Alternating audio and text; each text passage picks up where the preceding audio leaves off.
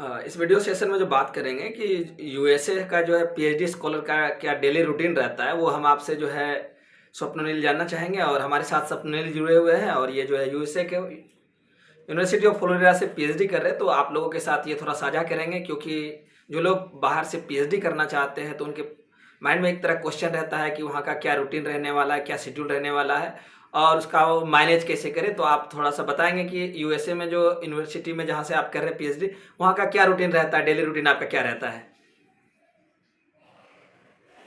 Daily routine मतलब जो morning to basic evening आप डिफरेंस है इन क्या करते हैं, कहने का मतलब ये है हमारा। हाँ जो मतलब जो हाँ जो बेसिक डिफरेंस होता है ये कि मतलब मोस्टली अगर इधर का लोग 9 to 5 प्रेफर करते हैं, लेकिन ऐसा कोई हार्ड एंड फास्ट रूल नहीं है कि तुम्हें वो 9 to 5 फॉलो करना है।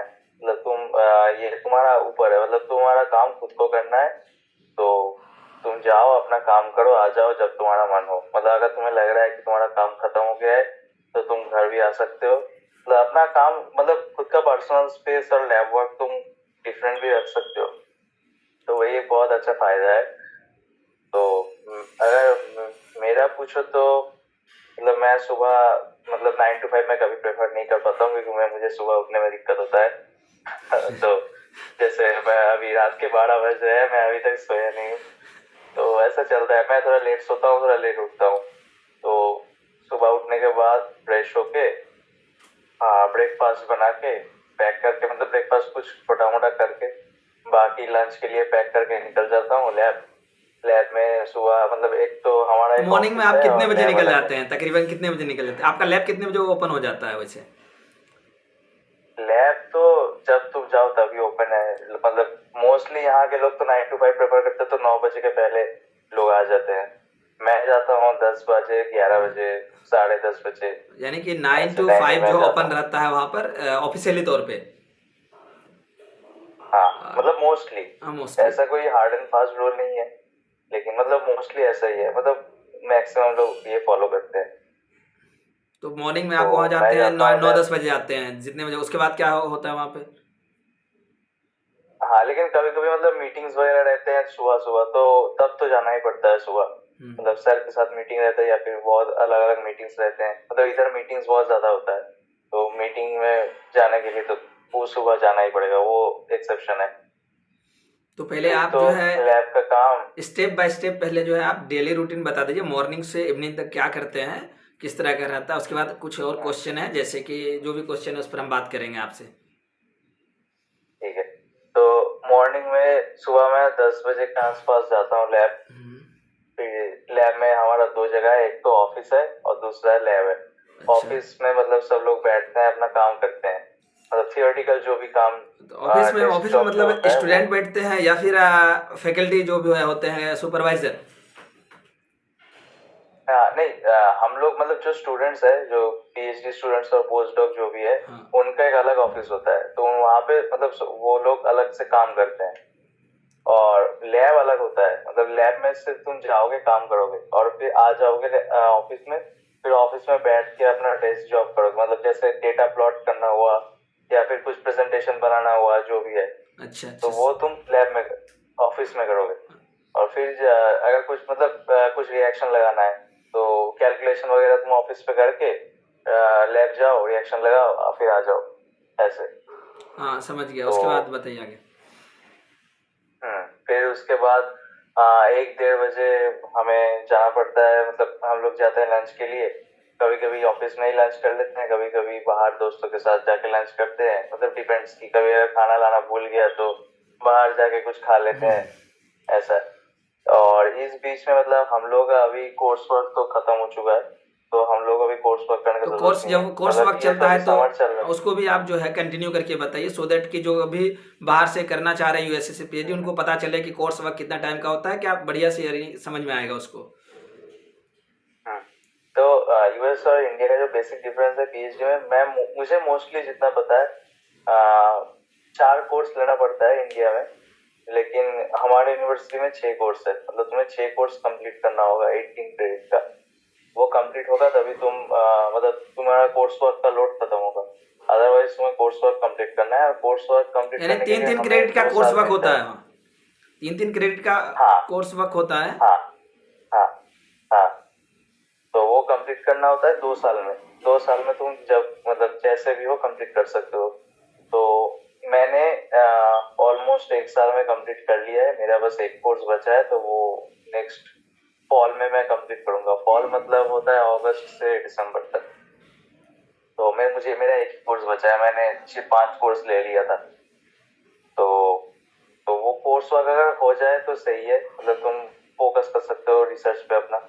और अगर कोर्स वर्क नहीं खत्म हुआ तो मतलब बहुत ज्यादा टाइम लगता है, क्योंकि कोर्स वर्क के साथ साथ हमें टीए करना पड़ता है। मतलब हम लोगों को क्लास लेना पड़ता है स्टूडेंट्स का। मतलब यहाँ पे मोस्टली जो मतलब मेरे यूनिवर्सिटी में मोस्टली तुम्हें टीए करना ही पड़ेगा। और टीए मतलब यहाँ पे मतलब 50 बच्चे होंगे, उनका हफ्ते में 3 घंटे, एक एक दिन 3 घंटे, टोटल 3 दिन करना पड़ता था मुझे पहले। तो लाइक हफ्ते में 9 घंटे तुम्हें देना पड़ेगा टीए के लिए। तो तुम्हें हफ्ते में 9 घंटे पढ़ाना पड़ेगा। तो तो आप उसमें जो है 9 घंटा तुम्हारा उधर चला गया। तो आप जो है पहले जाते हैं 9 बजे पहुंचते हैं, जो शेड्यूल होता है ज़्यादातर मोस्टली 9 बजे जाते हैं। 9 बजे से कितने बजे तक आप जो है क्या करते हैं? मतलब वहाँ जाने के बाद आप क्लास लेते टीए लेते हैं, या फिर जो है आपका खुद का क्लास होता है 9 बजे जब जाते हैं हाँ तो? वो मतलब डिपेंड्स। हाँ वो डिपेंड्स कि अगर तुम्हारा कोर्स वर्क है, जैसे मेरा पहला 2 सेमेस्टर में कोर्स वर्क था, तो तब कुछ क्लासेस 9:30 बजे से था, कुछ क्लास 11:30 बजे से था। तो वैसे डिपेंड्स कि कब क्लास है। अगर क्लास है तो मतलब क्लास में जाता था पहले। और अगर मान लो अगर 11 बजे क्लास है तो मैं 10 बजे 9:30 बजे लैब चला जाता था। लैब में कुछ छोटा मोटा काम करके फिर 10:30 बजे क्लास करने गया। फिर मेरा क्लास खत्म हुआ, तो जब मेरा क्लास नहीं रहता है सिर्फ उसी वक्त मुझे टीए दिया जाता है, कि मतलब जिस टाइम मैं फ्री हूँ उस वक्त मुझे टीए मिलेगा। तो मान लो हफ्ते में 3 दिन 3 घंटे। तो मेरा जैसा शेड्यूल था, मंडे ट्यूसडे और थर्सडे को शाम 3 से 6 मेरा टाइम था। तो 3 से 6 आपका टीए का टाइम था या मंडे, क्लास का टाइम था? हाँ मेरा मेरा पिछले सेमेस्टर में मेरा ये टाइम था। जैसे इस सेमेस्टर में कोई कोर्स मेरा नहीं है, लेकिन मुझे टीए करना पड़ता है। तो इस सेमेस्टर में मेरा 2 दिन है हफ्ते में, थर्सडे और मंडे सॉरी ट्यूसडे और थर्सडे, 2 बजे से 6:30 बजे तक। मतलब टोटल 4 से 9 घंटे करना पड़ता है। तो नया जो स्टूडेंट जैसे जाता आज, है, जैसे कि नया स्टूडेंट ज्वाइन करता है, तो उसको कितने से कितने मतलब बजे तक क्या रहना करना पड़ता है? जैसे कि 9 बजे आप जाते हैं, तो नया नया जब आपका एडमिशन हुआ था तो उस समय क्या 9 बजे से आपका क्लास रहता था, या फिर आपको टीए लेना होता था? अच्छा, तो ये भी डिपेंड करता है कि तुम कौन सा कोर्स ले रहे हो। अगर जो स्टूडेंट आ रहा है तो उसका अगर 9 बजे सुबह कोई कोर्स मतलब उसने सिलेक्ट किया कि मुझे ये कोर्स करना है, तो ये कोर्स का अगर टाइमिंग 9 बजे से है तो उसे 9 बजे क्लास कोर्स करने जाना होगा। उसके खत्म मतलब कोर्स जनरली 50 मिनट का एक एक क्लास होता है। तो और अगर जिस कोर्स का 4 क्रेडिट है उसका हफ्ते में 2 घंटे का क्लास होता है, दो दो, तो मतलब 9 से 11। और अगर ये 3 क्रेडिट का कोर्स हुआ तो 3 दिन होता है हफ्ते में 1 घंटे करके, तो 9 से 9:50 ऐसे। अगर उसका मान लो कोर्स हो गया, मतलब उसका सुबह 9 बजे से कोर्स है, तो वो पहले जाएगा कोर्स करेगा 9 बजे से। फिर 9 से 10 बजे तक कोर्स कंप्लीट हुआ, फिर वो जाएगा लैब। मतलब एकदम पहले लैब ज्वाइनिंग नहीं होता है, मतलब 1 महीने बाद लैब ज्वाइनिंग होता है। तो उस वक्त वो खुद भी मतलब पढ़ाई के लिए कुछ पढ़ सकता है, या फिर पेपर वगैरह पढ़ने के लिए उसको ऑफिस दिया जाता है टेम्पोररी ऑफिस। एग्जैक्ट लैब नहीं ज्वाइन कर रहे हो तब तक तुम्हें टेम्पोररी ऑफिस दिया जाएगा। वहां पे तुम बैठ के तुम्हारा पढ़ाई करो, या फिर तुम्हारा जो भी कुछ पढ़ना है या फिर जो भी करना है तुम कर सकते हो वहां पे, ये फ्री टाइम के लिए। उसके बाद मान लो जैसे मेरा था, मुझे 3 बजे से 6 बजे आप तक, अपना ही रूटीन बताइए, सो तो दैट मैं कि मंडे क्लियर को हो जाता पाएगा था। बहुत कुछ। आप अपना मतलब बताइए, जनरल ने आप अपना बताइएगा, ज़्यादा क्लियरिटी आएगा। हाँ अच्छा, तो जैसे मेरा मान लो मंडे को मेरा 3 से 6 बजे तक टीए था, और 9:30 से 10:30 तक मेरा क्लास था। तो मैं गया सुबह एकदम सीधा 9:30 बजे क्लास। हाँ। मैंने क्लास खत्म किया 10:30 बजे तक। फिर उसके बाद मैं टेम्पोररी सिटिंग एरिया में चला जाता था, कुछ पढ़ लेता था, या फिर मतलब कुछ सर्च करना था, या फिर लाइक कुछ रिसर्च टॉपिक पढ़ना था मुझे, तो मैं पढ़ लेता था। उसके बाद लंच वगैरह कर लेता था 1 बजे से।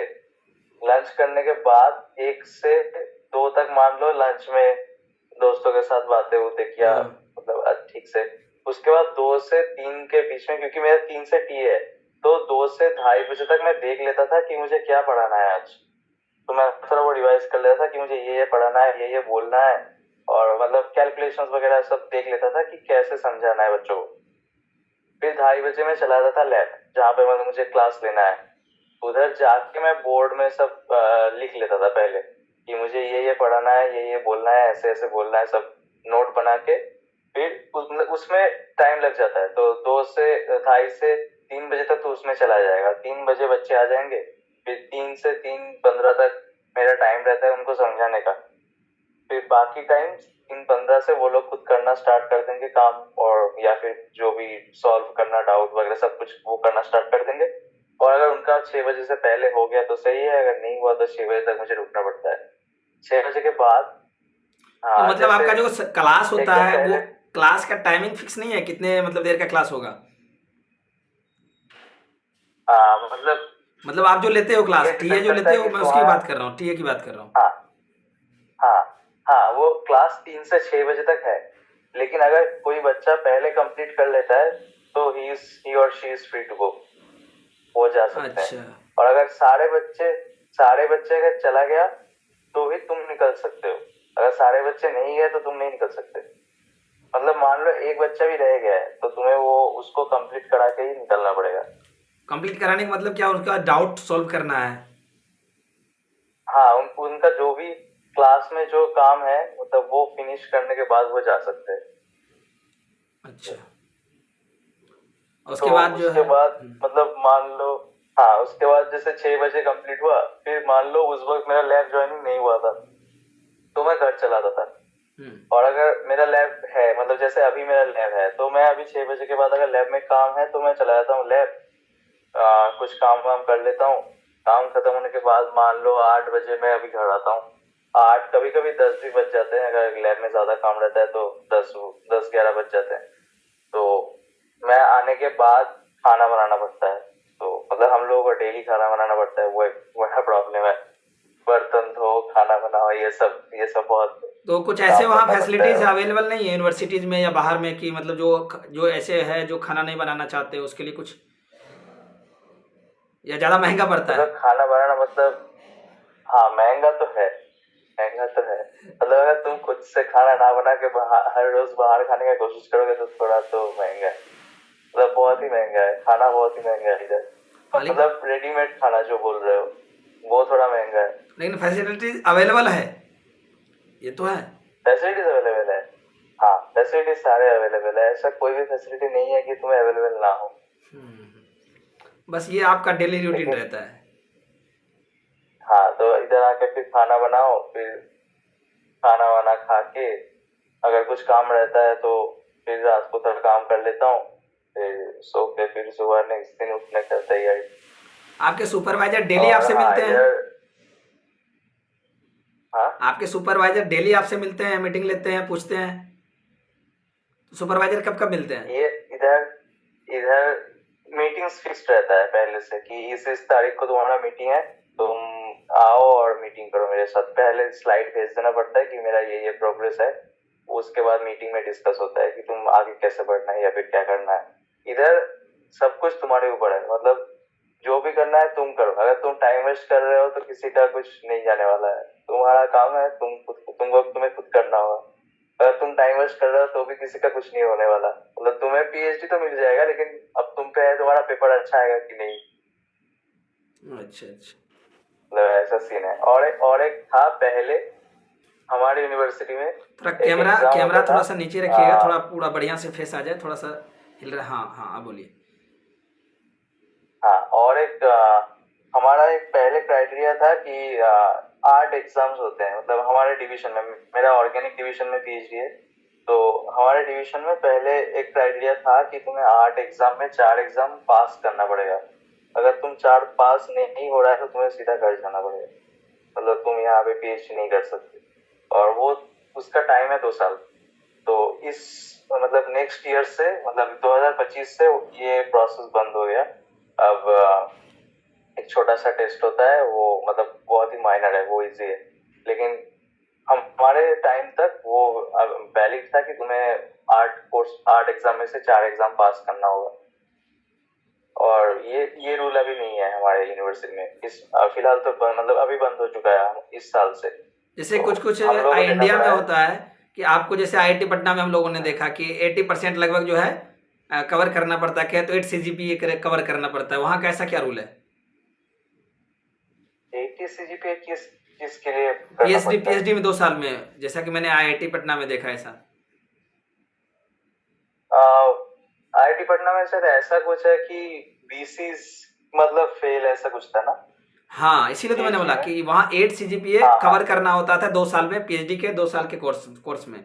तो क्या वहाँ बाहर में ऐसा हाँ, क्या है, कुछ रूल है? हाँ हाँ ऐसा तो है कि तुम्हारा अगर मतलब यहाँ तो 4 स्केल में होता है, तो 4 में 3 या 3.25 के आसपास रहना चाहिए। अगर इससे कम हुआ तो तुम्हारा फेलोशिप रुक जाएगा।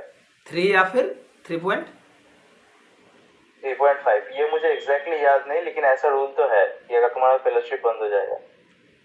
अच्छा अच्छा। ये है, ये सब जगह है। तो हो गए। और वहाँ लैब में लोग कैसे हैं, कोऑपरेटिव?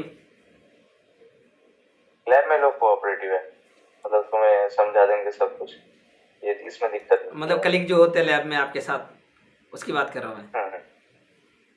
हाँ वो लोग कोऑपरेटिव है, बहुत कोऑपरेटिव है। वो लोग समझा देंगे कैसे तुम्हें करना है, क्या क्या क्या प्रोसीडियर है, सब कुछ समझा देंगे। लैब का बहुत रूल्स वगैरह होता है, वो सब कुछ समझा देंगे पहले। तो वहाँ जो आप काम कर रहे हैं, तो आपको क्या लगता है कि सारे लैब में इंडिया के लोग मिलेंगे वहाँ पर? ऐसा है कंपलसरी या नहीं, कि मतलब कुछ कुछ लैब में इंडिया के लोग नहीं मिलेंगे आपको? सारे लैब में तो नहीं होंगे, लेकिन इंडियंस तो है। मतलब क्योंकि देखिए आपके लैब में है तो अच्छी बात है, अगर कोई जाता है कुछ अदर डिपार्टमेंट से ज्वाइन करता है तो इसीलिए मैंने जानकारी के लिए बताया, क्या ऐसा है कि सारे लैब में कुछ यानी वो एटलीस्ट 1 इंडियन मिल जाते हैं या फिर नहीं? हाँ ये बात तो है, लेकिन सारे लैब में ना भी होगा, लेकिन है मोस्टली लैब में है, मोस्ट लैब में है। एंड मोस्टली लैब में कोई ना कोई इंडिया वाले मिल जाएंगे वहाँ पर। इंडियंस मिलेंगे। हैं? हाँ इंडियंस हर जगह मिलेंगे, अच्छा वो दुनिया के कोई भी कोने में इंडियंस है। हैं?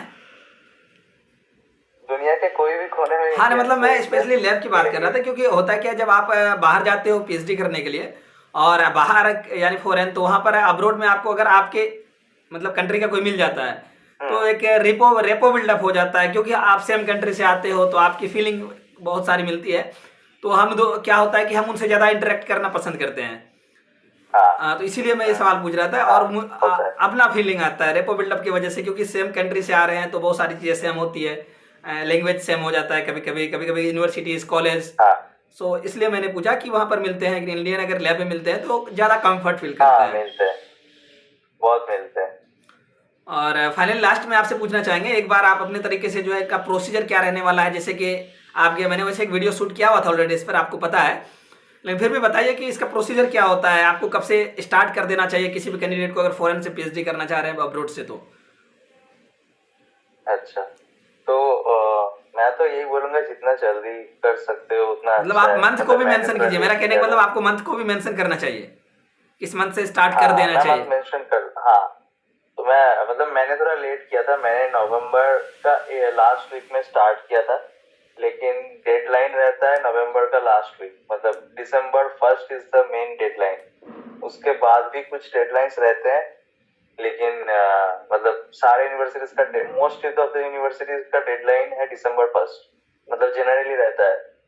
तो मैंने किया था नवंबर का लास्ट वीक को, लेकिन स्टार्ट हो जाता है अक्टूबर के पहले, मतलब अक्टूबर से स्टार्ट हो जाता है। क्या तो स्टार्ट हो जाता है, एग्जाम की बात कर रहे हैं हैं या फिर अप्लाई करने की बात कर रहे हैं? अप्लाई अप्लाई करने का बात कर रहा हूँ। अप्लाई कब से बताया आपने? और अक्टूबर का फर्स्ट वीक से स्टार्ट हो जाता है। हाँ, लास्ट कब तक रहता है ये एक और स्पेकुलेशन नवंबर बताएं। का दिसंबर का फर्स्ट डेडलाइन है, मतलब मैक्सिमम यूनिवर्सिटीज का डेडलाइन दिसंबर 1 रहता है। उसके बाद भी कुछ कुछ यूनिवर्सिटीज का डेडलाइन रहता है, but everyone should try to fill up the application by December 1। और अगर बात करें इसकी तो, कि जैसे कि आपने जो क्वालिफाई किया था आइलेट्स, तो आइलेट्स का जो है एग्ज़ाम कब होता है या फिर कब उनका प्रिपरेशन स्टार्ट कर देना चाहिए? आपके हिसाब से, क्योंकि आपने किया है सो हाँ इसलिए मैं आपसे पूछ रहा हूँ। हाँ, अगर अगर तुम्हारा इंग्लिश अच्छा है, ठीक ठाक है, तो मतलब तुम्हें ज्यादा प्रिपरेशन लेने की जरूरत नहीं। बस यूट्यूब में बहुत चैनल्स है, इसका कोई भी चैनल उठा के थोड़ा प्रैक्टिस कर लेना चाहिए। 1-2 हफ्ता ही देना, जस्ट नॉर्मल फॉर स्टूडेंट के प्रैक्टिस, लिए क्या अगर रहने वाला इंग्लिश है? अच्छा हो। नॉर्मल स्टूडेंट के लिए क्या रहने वाला है? हाँ, जिनकी इंग्लिश बहुत अच्छी भी नहीं है, बहुत नॉर्मल खराब भी स्टूडेंट के नहीं है। लिए तो मैं बोलूंगा कैमरा को थोड़ा सा तीन ऊपर हफ्ता कीजिएगा। एटलीस्ट प्रैक्टिस करना चाहिए। अगर उसको कॉन्फिडेंस आ जाए कि हाँ मेरा प्रैक्टिस में अच्छा जा रहा है, तो तुरंत फॉर्म फिलअप कर दो और एग्जाम दे दो। एग्जाम 2 मोड्स में होता है, अगर आईएलटीएस का बोलो तो 2 मोड्स में होता है, एक ऑनलाइन एक ऑफलाइन। मैंने ऑनलाइन दिया था और मैं प्रेफर भी ऑनलाइन करूंगा, क्योंकि ऑनलाइन का बहुत सारा डेट्स रहता है। मतलब लगभग महीने में 20 दिन होता है ऑनलाइन एग्जाम्स। ऑफलाइन होता है 1-2 महीने में 1-2 दिन होता है। तो मैं प्रेफर करूंगा ऑनलाइन, क्योंकि ऑनलाइन आसान भी है, और यूट्यूब में जो तुम प्रैक्टिस करोगे वो तुम ऑनलाइन ही प्रैक्टिस करोगे, ऑफलाइन नहीं प्रैक्टिस करोगे। तो ऑनलाइन देना इज बेटर। ऑनलाइन बहुत सारे डेट्स रहता है ऑनलाइन का, तो ऑनलाइन इज इजी है। तो आइलेट्स का जो एग्ज़ाम दिया था वो कब होता है? हाँ, वो कभी हर रोज होता है, मतलब लगभग हर रोज होता है। अगर तुम तो महीने में बहुत सारे, मतलब महीने के 30 दिन में 20 दिन आईएलटीएस का एग्जाम होता है, ऑनलाइन वर्जन। अच्छा, तो तुम जब भी चाहोगे, तुम आज मन हुआ कि कल एग्जाम दूंगा, तुम कल फॉर्म फिलअप कर दो, हो जाएगा, अगर कल डेट रहा तो। तो साल में कितने बार तो आइलेट्स के ऐसा एग्ज़ाम ही हो है। जाते हैं वैसे आपके अकॉर्डिंग? साल में तो आ, देखो, जैसे मैंने कोलकाता पे एग्जाम दिया था, तो मुझे याद है कि उस महीने पे दुर्गा पूजा के टाइम का 4 दिन छोड़ के हर रोज एग्जाम था। तो वैसे तो तुम बोल सकते हो कि महीने में 20 दिन अगर हुआ, तो 12 महीने में 240 दिन एग्जाम हो रहा है। अच्छा अच्छा, मतलब ऐसा। महीने में 20 दिन हो अब जाते, 10 दिन छोड़ दीजिए, महीने का हर रोज एग्जाम होता है, कहने का मतलब। हाँ, मोस्टली मोस्टली होता है, कोई दिक्कत नहीं है अगर तुम ऑनलाइन वर्जन दे रहे हो तो। ऑफलाइन का कोई गारंटी नहीं है, मुझे याद नहीं ऑफलाइन का याद कुछ, लेकिन ऑनलाइन होता है, बहुत होता है, बहुत सारा डेट्स रहता है। तो प्रोसीजर क्या था? जैसे आपने क्वालिफाई कर लिया आइलेट्स, तो क्या प्रोसीजर था पहले, उनके बाद आपने क्या किया? आपका रिजल्ट आता है जैसे मैंने आइलेट्स का? देखा, मतलब पहले, सबसे पहला तो यही होना चाहिए कि तुम्हें यूनिवर्सिटी देखना चाहिए। तुम्हारा पहले रिसर्च फोकस कुछ ठीक करना होगा कि तुम्हें इस फील्ड में रिसर्च करने का मन है। उसके बाद तुम यूनिवर्सिटी चॉइस करो, यूनिवर्सिटी रैंकिंग्स देख के, या फिर जो भी यूनिवर्सिटी में, या फिर लोकेशन भी देख के। बहुत लोग सोचते हैं कि मुझे इस जगह में जाना है, ये जगह बहुत अच्छा है, तो मैं इस जगह के जो यूनिवर्सिटीज है वहाँ टारगेट करूंगा, ऐसे। तो यूनिवर्सिटीज टारगेट करो, फिर वहाँ पे मतलब उनका वेबसाइट होता है एप्लीकेशन का, तो हाँ। वेबसाइट में जाके देखो कि कितना क्राइटेरिया है, आईएलटीएस में कितना चाहिए, या फिर कोई अगर टॉयफल देगा तो टॉयफल में कितना चाहिए। ये देखने के बाद एग्जाम दो। एग्जाम अगर क्लियर हो गया तो फिर वहाँ पे एप्लीकेशन में पढ़ो कि और क्या क्या वो मांग रहे हैं। जनरली जो मांगते हैं, मतलब एक कहने का आईएलटीएस, मतलब आइलेट्स, सेकंड मांगते हैं। एक मिनट आपका टाइम लूंगा। कहने का मतलब अगर आपका आइलेट्स या टोफिल क्वालिफाई है, उसके बाद फिर आपको उस पर्टिकुलर यूनिवर्सिटी का एग्जाम होता है? एक है ना, यूनिवर्सिटी का एग्जाम नहीं होता है। तो आपने बोला एग्जाम देना होगा, यानी कि आपने आइलेट्स या टोफिल को क्वालिफाई कर लिया। देन आपको जो है गूगल या हाँ जो भी जो ब्राउजर है उस पर जाकर आपको पर्टिकुलर जिस भी इंस्टीट्यूट में आप एडमिशन लेना चाह रहे हैं उनके बारे में आपको सर्च करना है, उनका क्राइटेरिया को मैच करना हाँ, है जिस। उनका एप्लीकेशन का क्राइटेरिया रहेगा कि ये क्राइटेरिया है। हाँ। तो बस देखो कि तुम वो क्राइटेरिया मैच हो रहा है कि नहीं। अगर मैच हो गया तो तब उसके बाद देखो कि वो लोग क्या क्या डॉक्यूमेंट्स मांग रहे हैं। डॉक्यूमेंट्स में मोस्टली जो होता है, पहला है सीवी, एक रेज्यूमे, एक अच्छा सीवी बनाना होगा। दूसरा है स्टेटमेंट ऑफ पर्पस, या फिर रिसर्च इंटरेस्ट, या फिर रिसर्च एक्सपीरियंस। सो तीनों ऑलमोस्ट, या फिर पर्सनल स्टेटमेंट, ये सारे चीज ऑलमोस्ट सेम है। यूट्यूब में कुछ वीडियोस है, तुम चेक कर सकते हो तुम लोग कि कौन सा, मतलब इस चीज को कैसे अप्रोच करना होता है, लिखने का तरीका। तो वो लोग अच्छा बताएंगे। तो वहां से तुम देख के, लगभग सेम ही होता है, थोड़ा बहुत चेंज करना पड़ता है यूनिवर्सिटी के हिसाब से। कि कोई यूनिवर्सिटी बोलेगा कि पर्सनल स्टेटमेंट चाहिए, कोई यूनिवर्सिटी बोलेगा स्टेटमेंट ऑफ पर्पस चाहिए। तो बस थोड़ा मोड़ा घुमाना पड़ता है चीज को, यानी यानी कि दो उसको डॉक्यूमेंट चाहिए। ट्यून अप करना यानी कि पड़ता दो है। डॉक्यूमेंट चाहिए, एक डॉक्यूमेंट के तौर पे सीवी देना होगा, या रिसर्च इंटरेस्ट देना होगा, या जो तीन टर्म एक ही सेम तरह का वर्ड अलग अलग यूनिवर्सिटीज यूज करती है। हाँ हाँ, तो मतलब वो लोग अलग अलग टर्म्स यूज करते हैं। कोई पर्सनल स्टेटमेंट बोलता है, कोई स्टेटमेंट ऑफ पर्पस बोलता है, कोई रिसर्च एक्सपीरियंस बोलता है। तो मोस्टली सेम होता है, थोड़ा मोड़ा चेंज रहता है, थोड़ा सा बस कुछ कुछ पैराग्राफ्स कहीं पे ऐड होंगे, कहीं पे निकल जाएंगे ऐसे। और कोई कोई मतलब ऐसे ही कुछ कुछ डॉक्यूमेंट चाहिए होंगे, तो वो बस लिख के रेडी करना होगा। और उसके बाद चाहिए होता है ट्रांसक्रिप्ट्स, मतलब तुम्हारा रिजल्ट्स यूनिवर्सिटी बीएससी और एमएससी दोनों का। बीएससी का तो पूरा चाहिए, और एमएससी का मतलब अगर तुम सेकेंड मतलब करंट स्टूडेंट हो, रनिंग ईयर में अप्लाई कर रहे हो, तो तुम्हारा सेकेंड सेमेस्टर तक रिजल्ट होना चाहिए।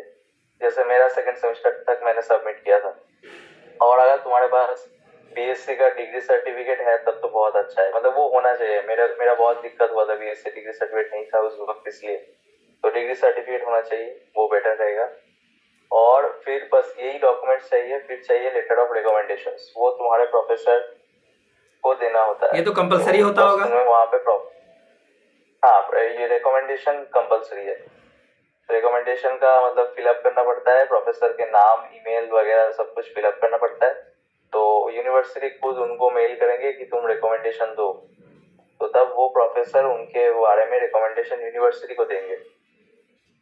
अच्छा, ऐसे मतलब वो तुम नहीं सबमिट कर सकते। तो ये सारे चीजें मेन होते हैं। तो अब अगर सीवी या रेज्यूमे के बारे में बात करें, तो तुम्हारा एक अच्छा सा रिसर्च एक्सपीरियंस होना चाहिए, मतलब तुम्हें अच्छा खासा एक्सपीरियंस होना चाहिए रिसर्च में, क्योंकि ये लोग रिसर्च को प्रायोरिटी देते हैं। क्योंकि यहाँ पे आके तुम पीएचडी करने वाले हो, मतलब तुम्हें रिसर्च ही करना है। तो रिसर्च में थोड़ा सा अच्छा खासा मतलब तुम्हारा पकड़ होना चाहिए कि हाँ मैंने ये किया है, और तुम्हें दिखाना भी है कि मैंने किया है।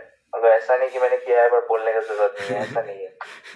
तो हाँ, तो तुम्हें बताना होगा कि मैंने किया है सही में।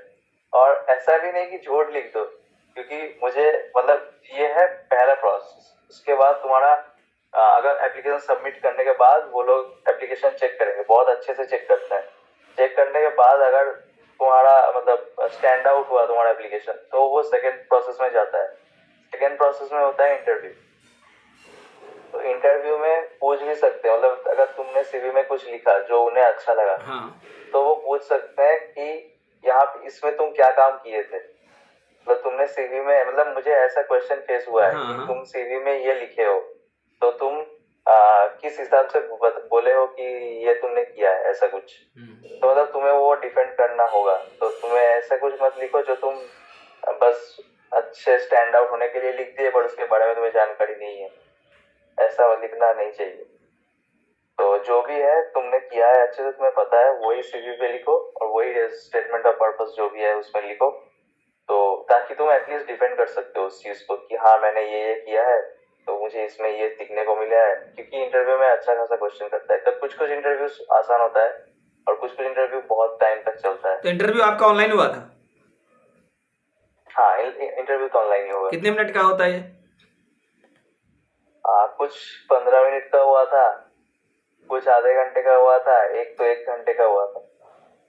अच्छा, मतलब ऐसे अलग अलग यूनिवर्सिटी अलग अलग जो है उनका शेड्यूल टाइम होता है, उस अकॉर्डिंग वो लेती है। हाँ हाँ, तो जो है यूनिवर्सिटी के ऊपर है। स्वप्निल, आपने काफ़ी ज़्यादा और अच्छी जानकारी दी। जो नए भी स्टूडेंट है उनको जो है काफ़ी हेल्प मिलेगा आपके इस जानकारी से। जो भी जानना चाहेंगे वो इस वीडियो के थ्रू काफ़ी चीज़ें सीखेंगे। और आपको हमारे साथ जुड़ने के लिए बहुत बहुत धन्यवाद। और जो है कोशिश करेंगे कि हम एक और सेशन लाएंगे, उस सेशन में जो है हम यूनिवर्सिटीज़ के जो पीएचडी स्कॉलर है उनको आपके साथ जुड़ने की कोशिश करेंगे। आप जुड़ेंगे, यूनिवर्सिटी के स्टूडेंट लेंगे, आईआईटी, साइजर और इन सब के जो है जो भी सेंट्रल यूनिवर्सिटीज है उनके भी पीएचडी स्कॉलर से जुड़कर उनसे बात करने की कोशिश करेंगे। और हम लोग नए वीडियो में, दूसरे वीडियो में बात करेंगे कि क्या डिफरेंस होता है, कोई अगर कैंडिडेट पीएचडी कर रहा है अब्रॉड से या फिर कोई सेंट्रल यूनिवर्सिटी से, आईआईटी से, आइजर से। तो धन्यवाद स्वप्निल, थैंक यू हमारे साथ जुड़ने के लिए। थैंक यू तुम्हें भी ये मौका देने के लिए मुझे। नहीं, अपना प्लेटफॉर्म अभी बहुत छोटा है, लेकिन हाँ आप लगातार सपोर्ट कर रहे हैं, आप जो है कोशिश कर रहे हैं। आपके साथ ऐसा कोई जो है मानसिक स्थिति नहीं बनी हुई कि छोटा प्लेटफॉर्म है, इस पर ज़्यादातर क्या है कि छोटे प्लेटफॉर्म पे छोटा कम जो है व्यूअर आते हैं, ये रियलिटी है ना। तो इस समय ज़्यादातर जो है जो अब्रोड में स्पेशली करते हैं, पीएचडी कर रहे हैं, तो वो कंफर्ट फील नहीं करते हैं, वो ना कम व्यूअर है। लेकिन आपके साथ ऐसा कुछ नहीं है कि जितना छोटा जैसा भी प्लेटफॉर्म है, चलो हमारे से जो हो रहा है मैं कर रहा हूँ, तो वो चीज़ें हैं। लेकिन हाँ, धीरे धीरे ये जो प्लेटफॉर्म बढ़ रहा है और बढ़ेगा, मुझे जो है आशा है आज न कल ये प्लेटफॉर्म बड़ा हो जाएगा, सबके सहयोग से। और अभी एक्चुअली इस प्लेटफॉर्म पे मैं रेगुलर वर्क नहीं कर पा रहा हूँ। हाँ, लेकिन पीएचडी कंप्लीट करने के बाद जो मैं इस पर रेगुलर वर्क करूँगा, ताकि मैं सारे आईआईटीज़ एनआईटीज़ के सारे जो है कवर करूँगा, जो भी यूनिवर्सिटीज़ हैं उनको कवर करने की कोशिश करूँगा। और जो है थैंक यू आपको मेरे साथ जुड़ने के लिए अगेन।